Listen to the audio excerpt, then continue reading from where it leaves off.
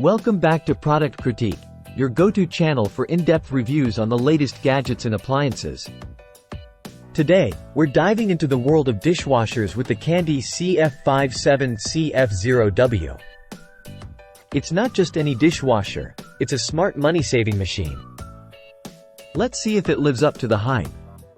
The Candy CF57CF0W is making waves in the world of dishwashers, offering smart features at an affordable price point.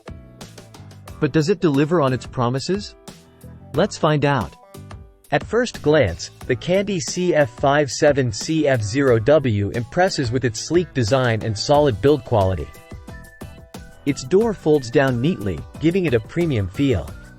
The control panel on the front is intuitive, with easy access to various wash cycles. Inside, the maxi tub provides ample space for all your dishes, with room for up to 15 place settings. While the racks aren't the most flexible, they get the job done, keeping your plates and bowls separated for a thorough cleaning. But what sets this dishwasher apart is its smart features. With the Hun app, you can control the dishwasher remotely and take advantage of eco-scheduling to save money on your energy bills.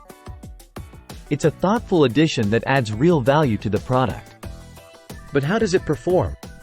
In our tests, the Candy CF57CF0W delivered solid cleaning performance, tackling everyday messes with ease. From stained coffee mugs to greasy plates, it left them sparkling clean.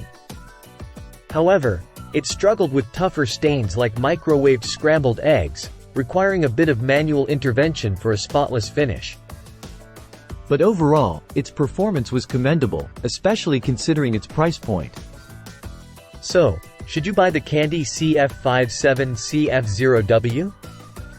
If you're looking for an affordable dishwasher with smart features, it's worth considering. With its spacious interior, solid performance, and money-saving capabilities, it offers great value for money. That's it for today's review.